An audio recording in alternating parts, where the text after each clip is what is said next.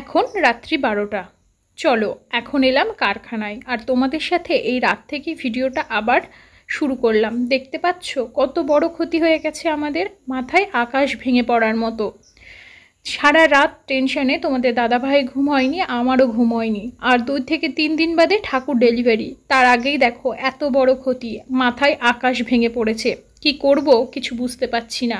কি হলো বলো তো, কেন হট করে এমন কথা বলছি? দেখতেই পাচ্ছ কার্তিক ঠাকুরটা কিভাবে উই পোকায় নষ্ট করে দিয়েছে। এই ঠাকুরটা আমাদের প্রথম দুর্গা ঠাকুরের মধ্যে প্রথম অর্ডার আসে। এই ঠাকুরটা কিন্তু একটি বাড়ির আদি পুজো। তো দেখতেই পাচ্ছ ঠাকুরটা অনেক দিন আগে করে রাখার জন্য ক্ষতি হয়েছে কিনা বলতে পারবো না, তবে বিচুলিটা ভালো ছিল না, যেটা আমরা প্রথমে বুঝতে পারিনি। তো এই ঠাকুরটা নিচে মাটি থাকার কারণে উইয়ে নষ্ট করে দিয়েছে। তো দেখতেই পাচ্ছ এটা পরের দিন। তো সেদিন রাত্রে তো এরকম দেখে আমরা আগে থেকেই কাজ করছিলাম কারখানায়, শেষে ওটা চোখ পড়লো তো দেখে তো সেদিন বাড়ি চলে গেছি, সারাদিন ঘুম হয়নি। তো এটা আবার পরের দিন রাত্রেবেলা দেখতেই পাচ্ছ সবাই মিলে এই ঠাকুরটাকে ঠিক করার চেষ্টা করা হচ্ছে, কারণ ঠিক করতেই হবে, কিচ্ছু করার নেই। আর এখন এরকমও সময় নেই যে ঠাকুরটা আবার নতুন করে বেঁধে তৈরি করবে, কারণ এই যে ঠাকুরটা যেদিন এরকম দেখা হয়েছে তার 2 থেকে 3 দিনের মাথায় ঠাকুরটা ডেলিভারি, মানে দ্বিতীয় দিন এই ঠাকুরটা ডেলিভারি হওয়ার কথা আছে। তো পরের দিন দেখো তোমাদের দাদাভাই কাছ থেকে আসার সময় প্লাস্টার প্যারিস কিনে নিয়ে এসেছে, সেটা গুলেই ঠাকুরটা ঠিক করার মানে প্রস্তুতি চলছে, আর আমাদেরকে ঠিক করতেই হবে। এটা পুজো, এটা অন্য কিছু নয় যে 1 ঘন্টা পেছাবে বা 1 ঘন্টা আগিয়ে আসবে।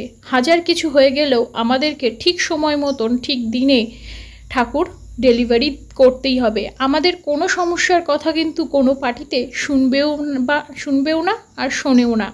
তো দেখতেই পাচ্ছ, তো কোনো রকমভাবে ঠাকুরটা কিন্তু ঠাকুরের আশীর্বাদে ঠিক হয়ে গেছে। এটা তারপরের দিন সকালবেলা, দেখতে দেখতে কিন্তু 2টো রাত কেটে গেছে। এটা তারপরের দিন সকালবেলা।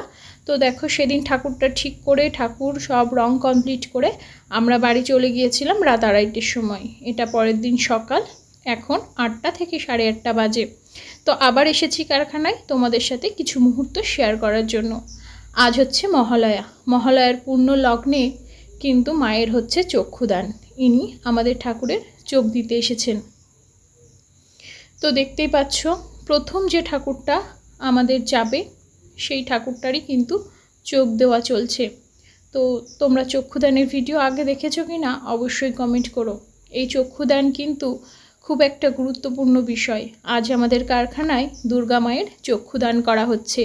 মহালয়ার এই পূর্ণ লগ্নে চক্ষুদান যেন ভালোভাবে সম্পূর্ণ হয়, আপনারা সবাই আশীর্বাদ করবেন। এটা আমাদের প্রথম কারখানা, মানে তোমাদের দাদা ভাই অনেক ছোট থেকেই ঠাকুরের কারখানায় কাজ করে থাকলেও আমাদের বাড়িতে কিন্তু এই প্রথম ঠাকুরের কারখানা হয়েছে এবছর, বাড়ি থেকে 2-3 মিনিট দূরত্বে।